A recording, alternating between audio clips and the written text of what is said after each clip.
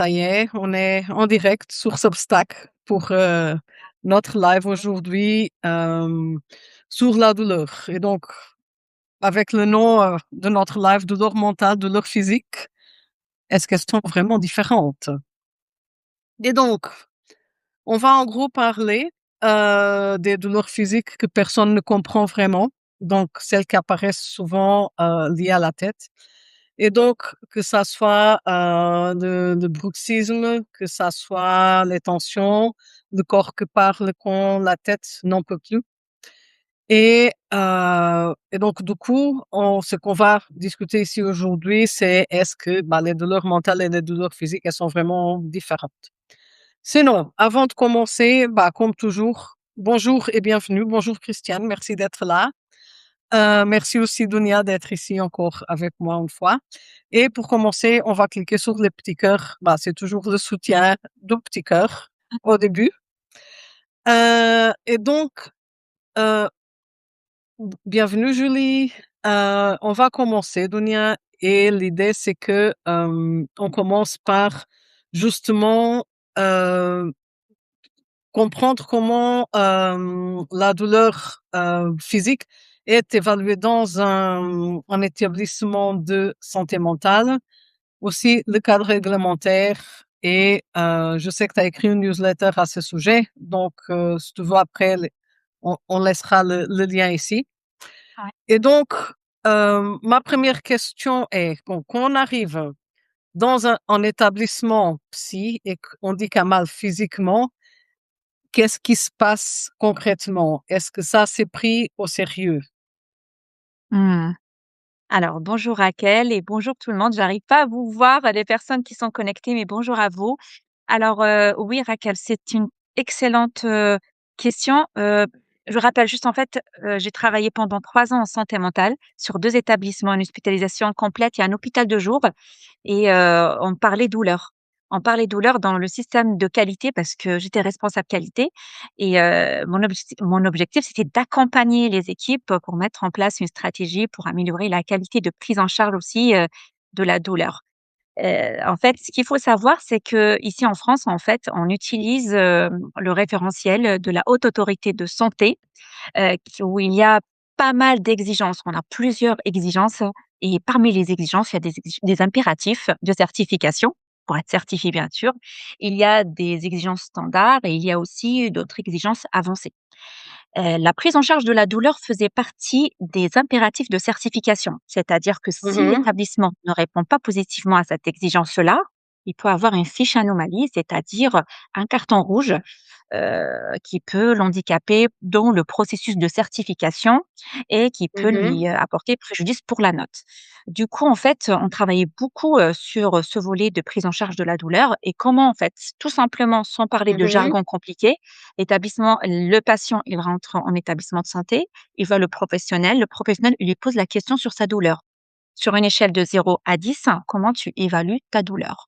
Donc, Mmh. c'est une évaluation de douleur physique par contre, hein, alors que je travaille en santé mentale. Moi, je OK, pensais qu'on allait, avoir, la douleur évaluer plutôt la douleur psychique, mais on commence par la douleur physique. OK. Et donc, du coup, est-ce qu'on peut déduire qu'il y a un protocole ou c'est laissé à l'appréciation de chaque soignant? Non, pas du tout. Il y a un protocole, voilà. Il y a un Mmh. protocole qui est utilisé, au moment des instances réglementaires révisées et mis à jour, avec un accès à tous les soignants, à tous les professionnels de santé, qui décrit en fait, le parcours du patient, comment on doit évaluer cette douleur-là, comment on doit aussi la réévaluer, par exemple, si elle dépasse le chiffre 4, une douleur, Mmh. Ouais. modérée. OK. Donc, j'ai une question avant qu'on se lance dans le reste des questions que j'ai pour toi. J'ai une question qui vient pour moi parce que moi, donc, je ne travaille qu'avec la douleur physique. Et donc pour moi, la douleur, c'est quelque chose de physique. Et donc pour moi, le concept de douleur mentale, c'est quelque chose que je n'arrive pas tout à fait bah, à c'est pas à comprendre, mais par exemple, si quelqu'un me demande: «Qu'est-ce qu'est la douleur mentale?» Moi, je ne sais pas expliquer. Est-ce que tu pourrais expliquer de façon genre le plus simple possible pour que ça soit, compréhensible en fait, ce dont on parle en fait ici? Oui, alors, la douleur mentale, tu as complètement raison, la frontière, elle est très, très fine entre les 2. Et des fois, il y a un mouvement entre le douleur, il y a 2 mouvements. On peut commencer par une douleur physique et après qui peut impacter notre douleur mentale, psychique, et des fois, c'est dans Mmh. l'autre sens. Une douleur psychique qui peut affecter notre douleur mentale. Moi, dernièrement, j'ai fait une formation PSSM, premier secours en santé mentale, pour comprendre un peu les troubles, psychiques, et on Mmh. comprend la douleur psychique, par ce biais, en fait. C'est quand il y a Et c'est complètement quoi exactement? Oui, pardon de t'interrompre, mais c'est quoi exactement? Complètement.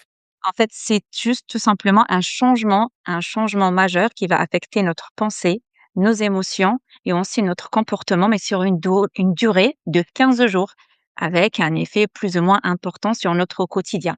Donc, à partir de ce moment-là, on peut parler d'une douleur psychique, une douleur mentale, quand ça Mmh. affecte surtout nos émotions, notre OK. bien-être. OK, donc la réglementation, elle oblige à évaluer la douleur physique en psychiatrie, non? De ce que je comprends? Et donc, dans la réalité, comment est-ce que ça se passe vraiment? Comment est-ce que c'est appliqué? Comment c'est appliqué? J'en ai parlé tout à l'heure. Donc, on commence par une évaluation de la douleur dès l'entrée du patient pour Mmh. éliminer tous les hypothèses. Parce que les patients, quand ils rentrent en santé mentale, c'est parce qu'ils ont un trouble psychique. Voilà, OK. ils ont une maladie psychique. Donc, on veut commencer par séparer la douleur physique si elle existe. Donc, dès leur entrée, on leur demande de leur douleur, l'évaluation de leur douleur. Une fois que cette douleur, elle est évaluée, si elle est en dessous, si elle est à partir de 4 ou bien en dessus de 4, Mmh. on considère qu'on doit réévaluer, on doit mettre en place une thérapie médicamenteuse et on va réévaluer sa douleur à partir d'un laps de temps, et on Mmh. va essayer de continuer la réévaluation de la douleur jusqu'à ce que la douleur passe en dessous du 4. Donc voilà un petit Mmh. peu la première partie à laquelle, les établissements de santé, ils sont soumis dans un premier temps. OK, OK. Oui. Et et donc ici donc en gros, ce qu'on est en train de dire ici, c'est que, le fait de souffrir psychiquement parlant, heu, est-ce que ça peut masquer la douleur physique aux yeux des soignants? Est-ce Heu, est-ce que c'est est-ce que compréhensible? Est-ce est-ce que que en fait, oui. Est-ce vas-y. que, bah, les problèmes ici dont on parle mentaux, est-ce qu'ils peuvent masquer, la douleur physique, en fait, aux yeux des soignants? Oui, Ou le contraire? effectivement. Complètement, la douleur peut se déplacer. Moi, j'en ai discuté avec, des soignants sur ça. Une douleur psychique, quand elle est très intense, oui, elle peut masquer une douleur, physique. C'est pour ça on va aussi aller la chercher. On va aller Mmh. la chercher pour essayer de la soigner, parce que entre les 2 douleurs, la douleur, physique, en fait, on la soigne, d'accord? Mmh. Mais une douleur psychique, c'est pas la soigner. C'est-à-dire, on demande le rétablissement du patient. On l'accompagne pour qu'il soit rétabli. OK, et dans le sens contraire, donc parce que donc je vois pas mal de personnes donc justement, donc ça, c'est ce que je vois beaucoup donc avec mes clientes, les personnes qui viennent chez moi, c'est que ce sont des personnes qui ont mal, donc elles ont des douleurs, OK? Parfois, c'est très sérieux et parfois ça fait très mal et parfois, bah, ça peut être quelque chose, bah, de physique qu'on n'a pas détecté parce qu'on n'a pas vu tout de suite et après ça demande et donc j'ai eu justement une personne récemment avec qui, bah, j'ai eu un résultat jusqu'après la pratique avec moi, mais ça n'a pas duré et bah et moi, voilà, je pense que ça pourrait être une hernie, donc c'est pas à moi de faire un diagnostic, mais j'ai dit à la personne: «Écoute, je pense que ça serait bien, puisque ça n'a pas marché jusqu'à maintenant et normalement, bah, après une séance, bah, on sent non seulement du soulagement jusqu'après la séance, mais un petit peu dans la durée et donc après 2 séances, là, on sent vraiment une différence et donc j'ai dit à personne: «Bah, il faudrait peut-être donc qu'on arrête ici parce que je ne suis pas sûre dans ce cas-là que ça soit bénéfique, continuer à travailler pour aller faire des examens complémentaires» et donc je pense que, bah, dans ce cas-là, c'est vraiment physique, physique, même si une partie peut être liée au stress et souvent, j'ai pas mal de personnes qui ont des douleurs et souvent c'est lié au stress et à la tension, OK? Mais quand elles vont dans un service de santé, dans un hôpital, donc je ne suis pas en France, je suis en Belgique, donc Oui. voilà. Souvent ce qu'on dit, et on le dit souvent, ah oui, c'est le stress, ah oui, c'est la tension, et pour moi, la pire des réponses possibles, qui est très réelle, mais comme c'est pas expliqué, bah, les personnes pensent, bah, voilà, c'est là, je suis folle, qu'on dit que c'est psychosomatique. Et donc, quand on dit que c'est psychosomatique, c'est très réel, hein, ça peut être psychosomatique et somatique psycho, donc dans les deux sens. Mais le problème, c'est qu'on n'explique pas, écoute, ce qui se passe dans ta tête a un effet très réel sur le corps. Et donc, le fait d'avoir beaucoup de stress, d'avoir, disons, une dépression, bah, ça influencie beaucoup ce qui se passe dans le corps, et ça peut provoquer des douleurs, et ça peut provoquer des douleurs parfois très fortes et désagréables. Et donc, je reviens à la question parce que j'ai beaucoup parlé. Est-ce que la douleur physique peut aussi masquer la douleur psychique? Oui, oui, ça peut masquer complètement et tu sais quand on est dans un établissement de santé en général, la prise en charge de la douleur, ça ne se fait pas avec un seul professionnel, tu vois? Donc elle se fait en équipe pluridisciplinaire. On demande toujours en fait, le médecin généraliste somaticien, c'est lui qui va évaluer la douleur, physique et on équipe avec, les psychiatres et les psychologues pour voir un petit peu comment la personne va évoluer avec, le traitement qu'elle prend, les Mmh. traitements psychotiques et quel est en fait l'effet de ces traitements sur aussi, leur douleur-là et ça, ce qu'on appelle le projet thérapeutique, tu vois? Et ça, c'est super important parce que dans un projet thérapeutique, il y a déjà une équipe pluridisciplinaire, mais pas que. C'est-à-dire, on peut même avoir l'assistante sociale pour accompagner, le Mmh. patient par la suite parce que ça peut avoir aussi des effets sur le côté social, du patient. Mais il Mmh. y a aussi le patient. Le patient, il participe à ces réunions-là, à son projet thérapeutique. Parce qu'on met en place, c'est vrai, des ateliers, des thérapies médicamenteuses, mais pas que. On met aussi en place des thérapies non médicamenteuses, des ateliers pour les accompagner à bien gérer et à bien, en fait, soigner leur douleur, que ce soit physique ou bien mentale. OK, et donc, une autre question. Est-ce que les personnes hypersensibles, autistes, TDA, bah, neurodivergentes, est-ce que, elles sont plus à risque d'être mal évaluées dans ce contexte? Les personnes Elles neurodivergentes? Oui, mais Parce que maintenant, en fait, parfois ça, je ne sais pas, ça overlap. Donc en gros, certaines problématiques des personnes neurodivergentes peuvent sembler, bah, ce qu'on appelle des troubles mentaux, et alors que c'est juste, bah, le mode de fonctionnement de la personne. Et donc dans ce contexte, en psychiatrie, est-ce que il y a un risque d'être mal évalué avec les douleurs, ou avec cette évaluation? Oui, le risque, il peut exister, mais ce qui est en fait, chouette aussi, c'est que, les patients, ils voient souvent, les médecins, d'accord, mais aussi les soignants. Donc il y a les Mmh. entretiens infirmiers avec les soignants, ils voient aussi, leur psychologue. Donc ils peuvent détecter en fait, s'il y a vraiment, des dysfonctionnements ou bien des troubles, de ce genre. Étant donné que quand le patient rentre en établissement de santé, il décrit aussi ses antécédents, s'il a aussi des troubles de ce type. Donc il y a une certaine, veille, je ils apportent quand même une certaine attention, sur des personnes qui ont, ce genre de troubles. Mmh. OK, et donc, en gros, ce que tu décris, bah, c'est ce que je vois souvent aussi. Donc c'est que le corps, en gros, il crie, c'est que la tête, parfois, ne met pas en mots, soit parce que la tête ne peut pas mettre en mots, peut-être, voilà. Et est-ce que tu confirmes ça? En gros, le corps dit et crie ce que la tête ne peut pas mettre en mots? Ah, s'il y a vraiment une certaine connexion entre, la tête, et le corps, moi Non, j'ai non, juste en la tête, connexion, non, ça pardon, je vais interrompre, ça existe, donc c'est très oui, clair pour moi, oui. donc, mais est-ce que tu vois souvent que, donc en gros, le corps, il crie, donc il répond d'une certaine façon, par exemple avec la douleur, parce que la tête n'arrive pas à mettre en mots. Donc, heu, est-ce que c'est clair? Parce qu'en fait, je pense que des fois, on arrive à avoir des réactions, le corps réagit, mais en fait, on n'arrive pas à mettre un mot sur, Ouais, ce qu'on ressent exactement.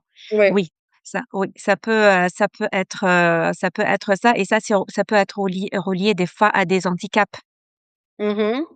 Ça peut être relié à des handicaps et maintenant il y a des techniques qui existent, des échelles pour traduire la douleur, qui ne sont pas verbales, qui sont non verbales. OK, donc moi je parlais pas de ça nécessairement parce que moi ce que je vois beaucoup, c'est, donc certaines réactions corporelles, donc notamment liées à des douleurs, qui sont là présentes, d'où, à certaines mémoires, mais comme c'est une mémoire implicite, donc dont on ne se souvient pas, donc il y a quelque chose de stocké dans le corps, lié à quelque chose qui s'est passé dans notre vie et que, en gros, ça revient, mais en forme de réaction corporelle et pas nécessairement en termes de mémoire explicite de: «Ah, je me souviens que ça arrivé», ou, même peut-être qu'on se souvient que ça arrivé, mais qu'il y a quelque chose qui n'est pas encore résolu et donc c'est pour ça qu'il y a cette réponse corporelle. Est-ce que, maintenant ma question est plus claire? Oui, en fait, si tu veux, moi, j'ai pas été, en fait, à ce niveau de détail, dans la douleur parce que je ne suis pas spécialiste de la douleur. Moi, en fait, OK. mon accompagnement, c'était, avec les équipes pour, Oui, les exactement, accompagner mais à oui, voilà, c'est mais ça. c'est pour ça que mais c'est pour ça Oui, que je te demande parce que je suis curieuse de savoir si c'est possible de savoir si tu entends des choses sur justement ça, sur des réponses oui. corporelles, en fait, liées, bah, à des choses qu'on ne met pas nécessairement en mots, en fait. Oui. Après ces discussions se partagent vraiment, je pense, entre soignants et moi, j'ai pas été dans ce niveau de détail avec les équipes. Voilà, Ouais. j'étais pas du tout, dans ce cercle-là. OK, OK, OK et donc est-ce que tu veux peut-être expliquer mieux, en fait, où tu es? Donc tu es là, en gros, pour tout ce qui est Ouais. certification et les procédures, c'est ça? Effectivement, en fait, on accompagne les équipes, Mmh. pour améliorer, la structure de la mise en place de l'accompagnement pour une meilleure prise en charge de la douleur et Ouais. en fait, on met avec eux des projets douleur. Moi, ce que en fait, j'ai fait avec les équipes, je voyais, par exemple, qu'ils travaillaient sur les thérapies non médicamenteuses. OK, Mais OK. voilà, ils mettaient pas en place une stratégie avec des indicateurs. Donc il y avait des résultats, c'était sympa vraiment, Mmh. mais elle était pas mise en valeur et ça, je trouvais que c'était dommage parce que dans le monde, où prescrit des médicaments, il y a la thérapie médicamenteuse, mais les grandes autorités, ils conseillent en fait ces thérapies médicamenteuses, certes, mais se détacher petit à petit et aller vers les thérapies non médicamenteuses qui vont OK. soulager et aider, les patients à leur rétablissement. Donc voilà, moi, mon rôle, c'est de quand il y a un projet qui doit exister, qui met en valeur leur travail, je les aide avec les outils, je les accompagne et on met des indicateurs chiffrés pour qu'on Mmh. puisse, en fait, de mettre en place des axes d'amélioration par la suite. OK et est-ce que, donc Et j'ai oublié de te dire qu'on n'a pas accès au dossier médical. Voilà, OK, OK. Donc du coup, tu travailles avec des professionnels et donc pas nécessairement donc il n'y a pas une connexion directe avec les personnes qui ont mal, hein, donc seulement avec complètement. les personnes qui travaillent avec des personnes qui ont des douleurs. Et donc l'impression que j'ai, c'est que, du côté institutionnel, donc le côté où tu es dedans, il y a des outils, mais il y a peut-être encore des angles morts. Est-ce que tu confirmes ça ou tu trouves que, ça va de mieux en mieux et que, bah, les outils maintenant ils sont, efficaces justement pour l'évaluation de la douleur? Alors, les outils qui existent aujourd'hui, ils sont vraiment efficaces, pour l'évaluation de la douleur, mais, en fait, il faut juste, appuyer la sensibilisation et l'information du corps médical et des soignants sur leur présence Mmh. parce que des fois, on a aussi un turnover.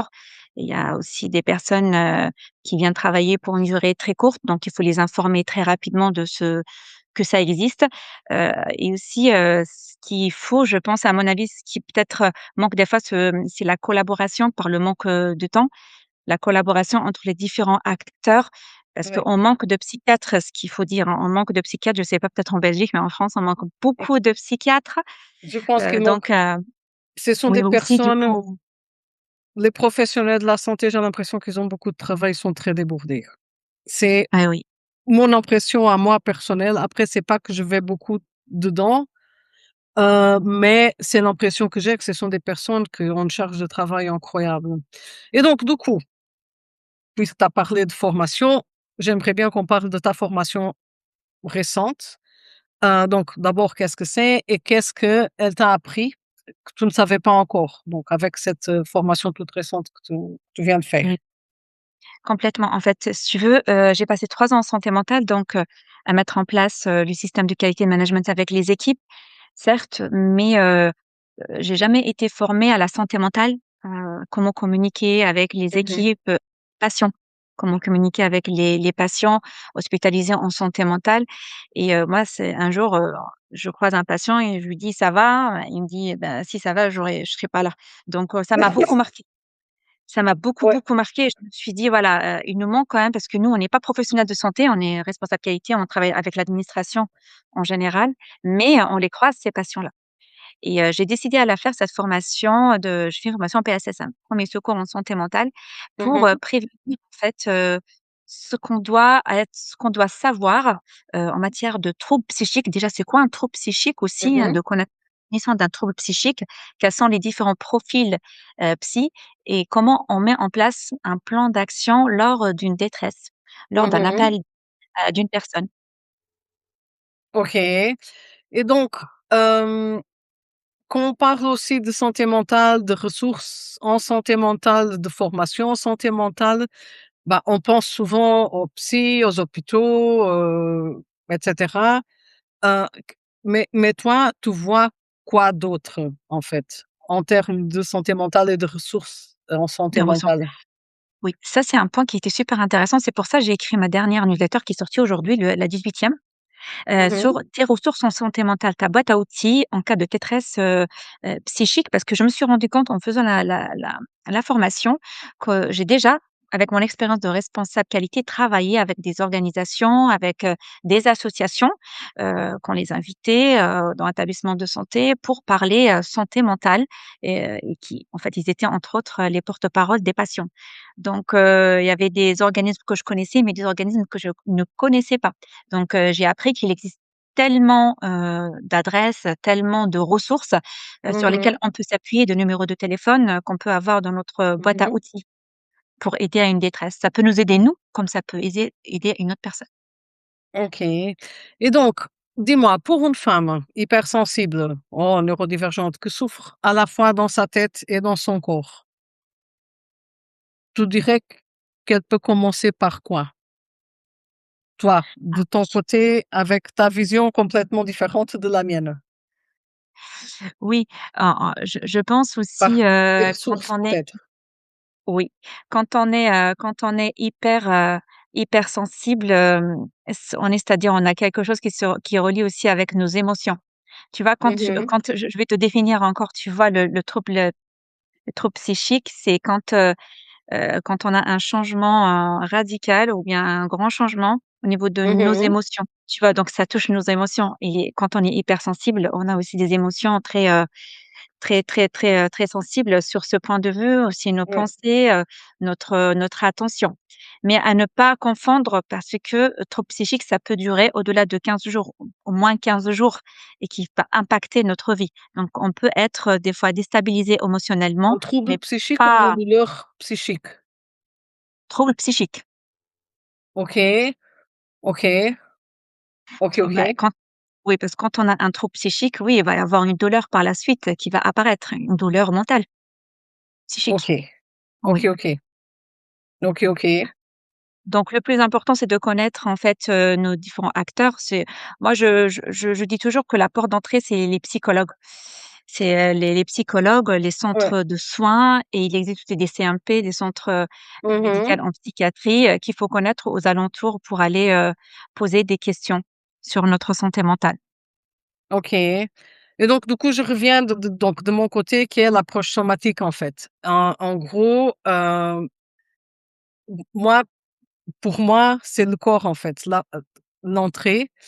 Et j'aimerais bien savoir si cette approche, donc le corps comme entrée, si ça te parle dans ce contexte?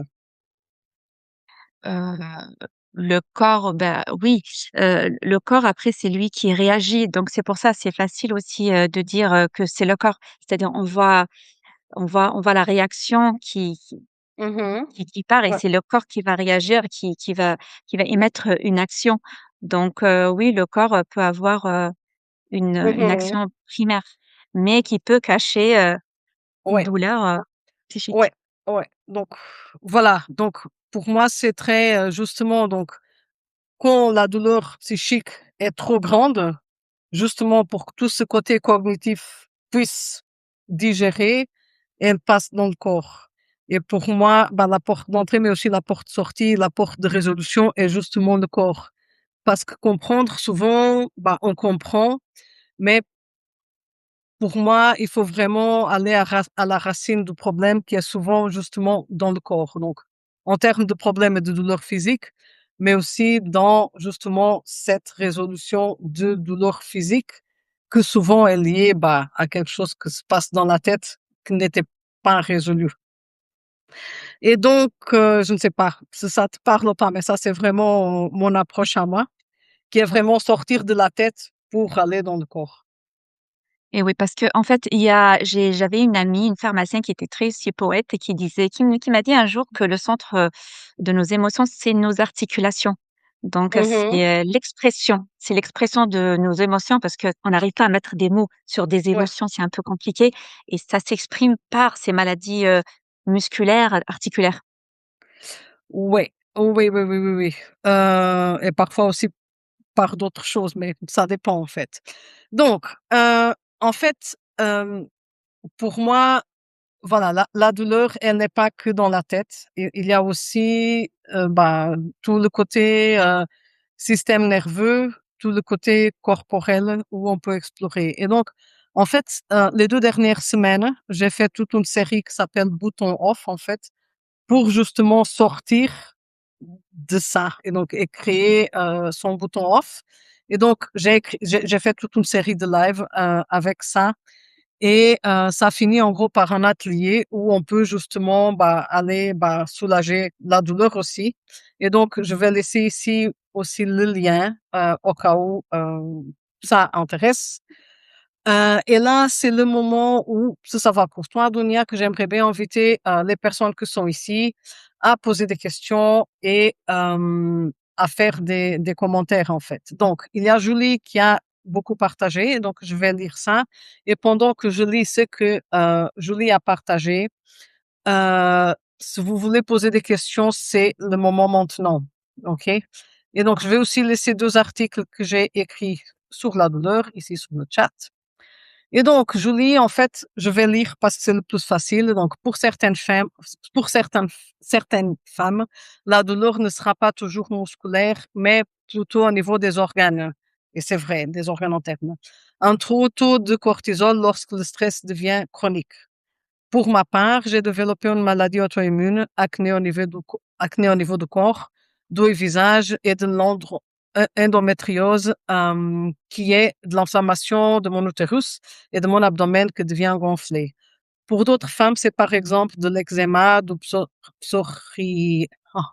psoriasis, voilà, merci, de la rosacée, du lupus, de la fibromyalgie, des intolérances alimentaires, une maladie cœliaque, sclérose en plaques, etc. Et c'est vrai. Et en fait, quand on parle maintenant de sclérose en plaques, moi j'ai une cliente justement qui a fait donc avec des séances, on a fait ensemble, sa sclérose en plaques, elle a régressé. Mais il avait aussi beaucoup de stress. Donc, c'était jusqu'après le Covid qu'on a travaillé ensemble. Donc, elle a vécu beaucoup de stress pendant le Covid. Et donc, la sclérose, elle a vraiment monté. Mais après, avec notre travail ensemble et la sortie du Covid aussi, ça a vraiment commencé à descendre. Et c'est vrai que l'eczéma aussi, les problèmes de peau, c'est souvent lié au stress. Et les maladies auto-immunes, souvent, elles sont aussi liées bah, au traumatisme. Donc, je lis encore. Mes résultats de prise de sang euh, sont dans les normales attendues. Et après, elle parle aussi de psychotraumatisme, justement, le choc émotionnel psychologique. Un état de stress post-traumatique fait des ravages au corps. Et c'est vrai, ça, je le vois bah, tous les jours, quoi.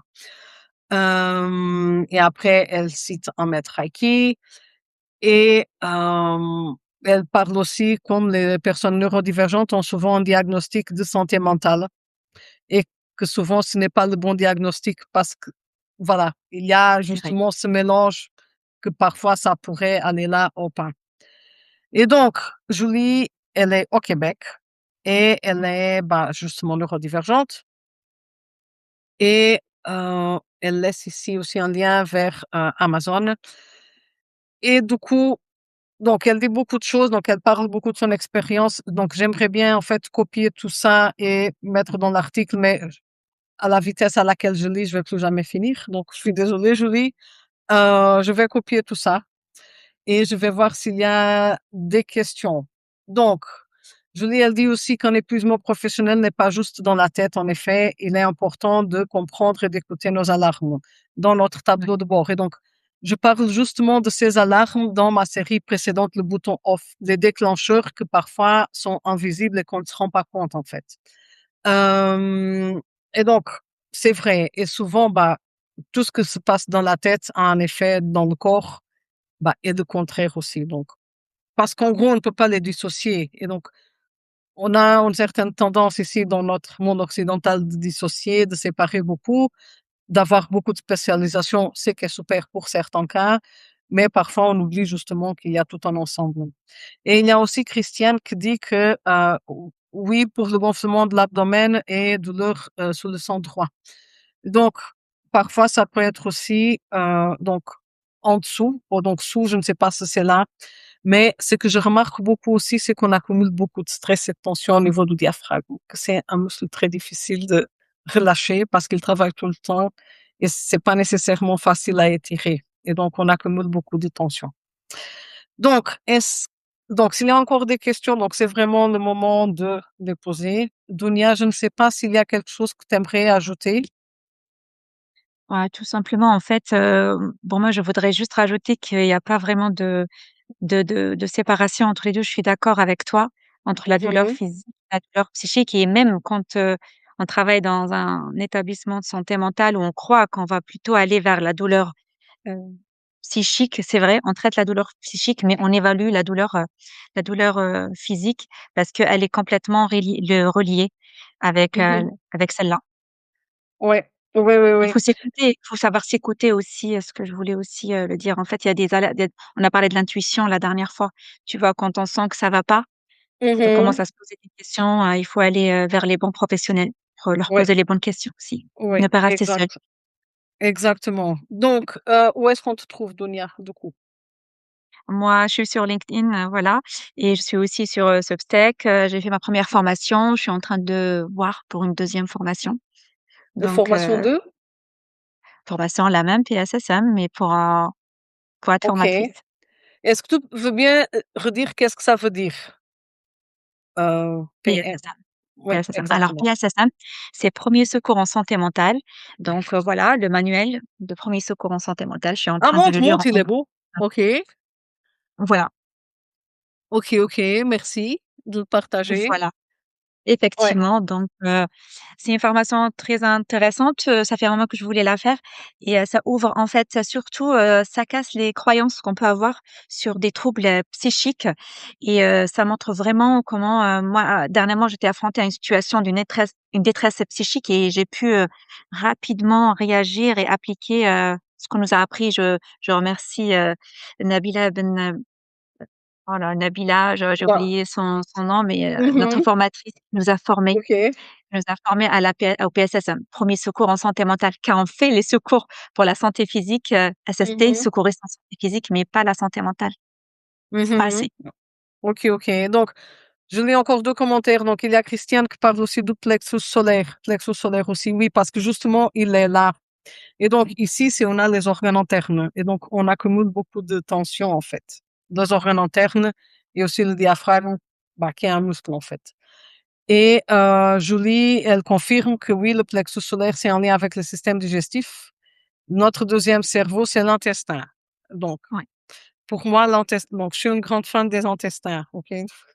Et je lis beaucoup sur le sujet. Il y a un livre super à ce propos qui s'appelle Gut. En anglais, je ne sais plus le nom de la personne qui l'a écrit. Et donc, je suis toujours un petit peu, c'est pas seulement un deuxième cerveau, c'est juste les intestins, ils sont super importants parce que justement, ils sont liés directement au cerveau, mais ils sont aussi responsables par plein de choses qui se passent dans notre corps, donc notamment le système immunitaire. Donc, Et je me permets d'intervenir parce que ça m'a fait rappeler un truc. C'est, quand, il y a eu une expérience qui a été faite par des chercheurs sur des rats, sur des souris ou des rats, je me rappelle plus oui, et ils ont coupé le nerf vague et voilà. Et oui et bah, du coup, ils se sont rendus compte, en fait, parce qu'il y a une certaine, connexion entre, nos intestins et notre cerveau, voilà, qui impliquait un processus de et dépression. oui, il n'a pas une certaine, c'est vraiment donc c'est lié parce que le nerf vague lie le cerveau justement, hem, bah, donc une partie au cœur et au poumon et l'autre partie, elle descend genre tout en bas, donc la partie dorsale, ça vient tout en bas et elle lie tous les organes internes directement au cerveau. Et donc le nerf vague, il est responsable justement par le shutdown des organes internes quand on est en stress. Donc quand on est en stress, notre corps, comme il se prépare pour faire un mouvement très intense, de combat ou de fuite, donc il arrête tout ce qu'on n'a pas besoin, donc tout ce qui est repos, digestion, reproduction, et c'est le nerf vague qui est responsable pour ça. Donc tout ça s'arrête.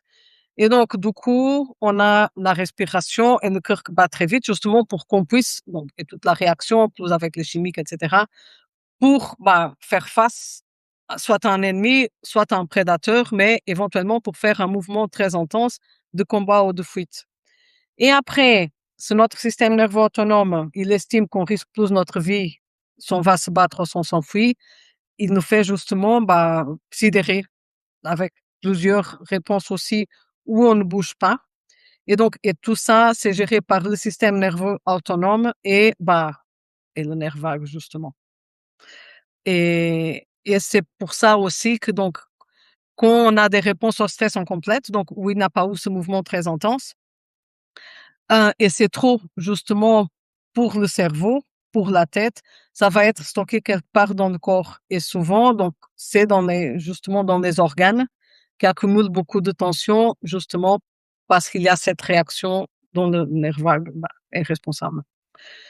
Et donc, Julie parle encore, pardon, donc je vais lire les derniers commentaires et après je pense qu'on va tout doucement clôturer. Donc, Julie, elle parle aussi des fausses croyances, préjugés et jugements concernant la santé mentale. Oui, il y en a beaucoup, mais moi je confirme. Toi aussi, Dunia, tu confirmes ça. Oui, oui, je confirme, je confirme. Je pense que même, nous, quand on savait pas, ça nous est arrivé de dire telle ou telle chose et avec du recul, tu te rends compte que les mots, ils peuvent provoquer des maux un peu Ouais. X et aussi, faire mal. Mhm.